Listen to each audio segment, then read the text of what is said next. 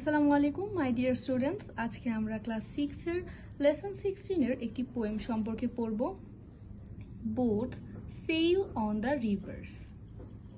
After completing the lesson, students will be able to এই কবিতাটি শেখার পর স্টুডেন্টরা কি জানতে পারবে?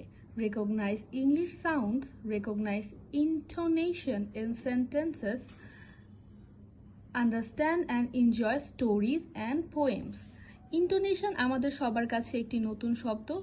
এই ভোকাবুলারিটার বাংলা মিনিং হচ্ছে স্বর। Listen to, read and then recite the poem.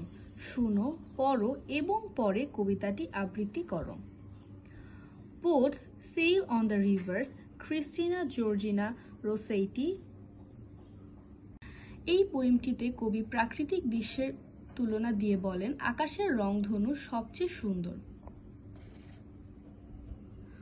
Boats sail on the rivers.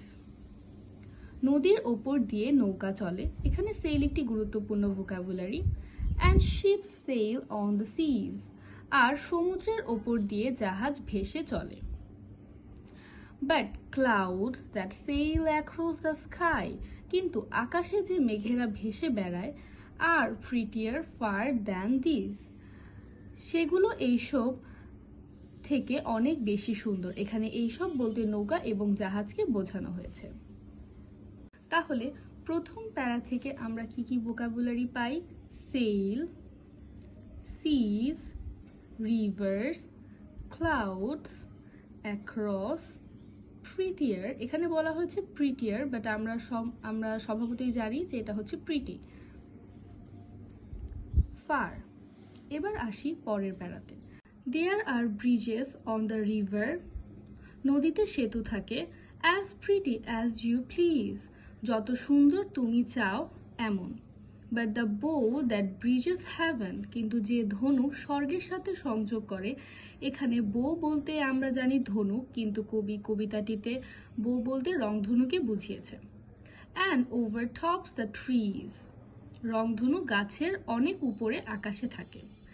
And builds a road from earth to sky.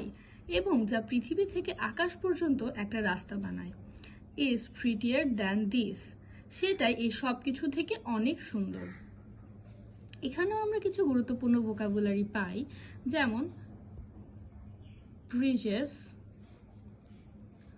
bow, heaven মানে স্বর্গ, overtops,